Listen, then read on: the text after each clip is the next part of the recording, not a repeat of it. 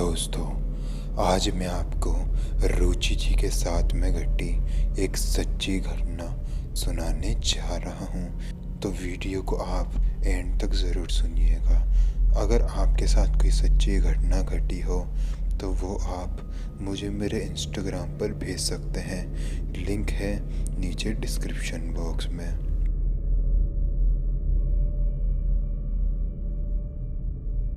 मेरा नाम रुचि है। आज जो घटना मैं आपको बताने जा रही हूँ वो मेरे साथ सन 2010 में घटी थी। उस वक्त मेरी उम्र करीबन 19 साल की रही होगी और ये घटना मेरे साथ मेरे गांव में घटी थी। तो दरअसल हुआ ये था कि मैं जब भी गांव जाती थी तो गांव के हर घर में जाके सबसे मिलती थी, क्योंकि मैं हर किसी के साथ में मिली हुई थी। मैं हर किसी से अच्छे से बात करती थी, लेकिन गांव में केवल एक ही इंसान था जो मुझे बिल्कुल भी पसंद नहीं करता था और मैं भी उसे बिल्कुल भी पसंद नहीं करती थी। और वो इंसान कोई और नहीं बल्कि मेरे खुद की दादी थी। वो बहुत ही रूड बिहेव सबसे किया करती थी और इसीलिए ना तो वो मुझे पसंद करती थी और ना ही मैं उन्हें पसंद करती थी। मैं जब भी गांव जाती थी मैं हमेशा यही कोशिश करती थी कि मैं दादी की नज़रों से दूर ही रहूं, लेकिन 2010 में जब मैं गांव गई तो उनकी मृत्यु हो गई थी। उनकी मृत्यु से मुझे कुछ खासा फ़र्क नहीं पड़ा, लेकिन मृत्यु हुई थी तो हमें गांव तो जाना था और हम लोग गांव गए और मैंने दादी जी के शरीर को हद से ज़्यादा पास में से देखा था, क्योंकि जब हम लोग गांव पहुँचे थे तभी उनकी मृत्यु हुई थी।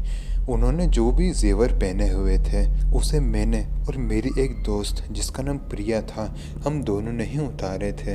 हमें उनके जेवर उतारते वक्त बहुत ही ज़्यादा डर लग रहा था। हमें जेवर उतारने के लिए हमारे पड़ोसियों ने ही कहा था, क्योंकि वो किसी कारण से जेवर नहीं उतार सकते थे और हम लोग ही अब जेवरों को उतार रहे थे। लेकिन जब मैं जेवर को उतार रही थी तो मैं लगातार बस दादी की आंखों में ही देखे जा रही थी। उनकी आंखों में देखने से ऐसा लग रहा था जैसे मानो ये अभी अपनी आंखें खोलेंगी। और उसके बाद कुछ ऐसा हुआ जो कि मुझे आज तक याद है। मैं जेवर खोल ही रही थी और उनकी आंखों में देख ही रही थी, तभी उन्होंने अचानक से अपनी आंखें खोली और वापस से बंद कर ली। अब ये एक वहम था या सच में उन्होंने अपनी आंखें खोली थी मुझे नहीं पता, लेकिन इस चीज़ से मैं बहुत ज़्यादा डर गई थी। खैर, गहने अब उतर चुके थे और सूरज ढलने से पहले हमें उनकी लाश को आग देनी थी, क्योंकि हिंदू शास्त्र में कभी भी किसी को भी सूरज ढलने के बाद नहीं जलाया जाता। इसलिए सूरज ढलने के पहले ही दादी जी को जलाना था। इसलिए जल्दी जल्दी में सारा काम किया गया और उनकी चिता में आग दे दी गई। सब कुछ नॉर्मल था।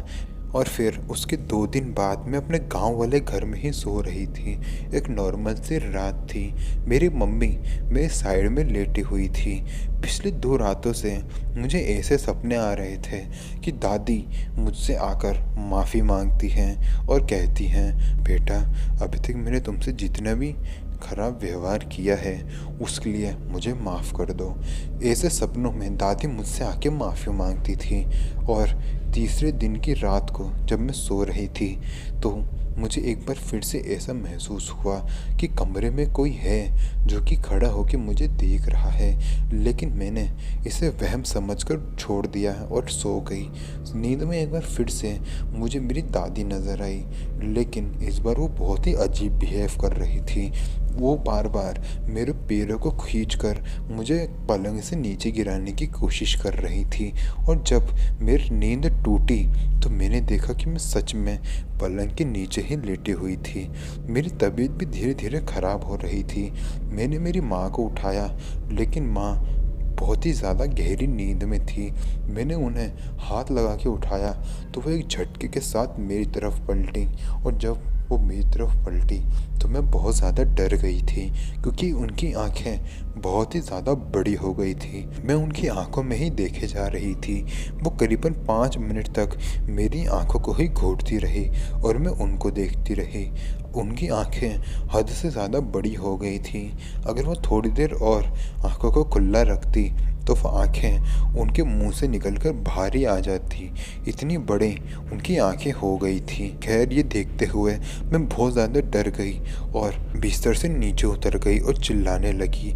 मेरी आवाज़ सुनकर पापा कमरे में आए। उन्होंने भी मम्मी की वो हालत देखी और मुझे उस कमरे से बाहर ले गए और उस कमरे को बाहर से बंद कर दिया। बाद में पंडित जी को बुलाया गया और उन्होंने मम्मी को देखा। मम्मी तब तक बेहोश हो चुकी थी। पंडित जी ने जब मम्मी को देखा तो पंडित जी ने हमें ये बताया कि इनके अंदर एक आत्मा आई थी, जो कि शायद किसी बूढ़ी औरत की ही आत्मा थी। वो शायद आपकी बेटी यानी मुझसे माफ़ी मांगने के लिए आई थी और उन्होंने अब माफ़ी मांग ली है और अब वो जा रही हैं। मैं समझ चुकी थी कि वो दादी जी की ही आत्मा होगी जो कि मुझसे माफ़ी मांगने आई थी, लेकिन मुझे आज तक ये समझ नहीं आया कि अगर वो मुझसे माफ़ी मांगने आई थी तो उन्होंने मुझे बिस्तर से नीचे क्यों गिराया। खैर, ये घटना होने के 2 दिन बाद हम लोग हमारे ओरिजिनल घर पर आ गए और वहाँ आके फिर हमारे साथ ऐसी कोई घटना नहीं घटी।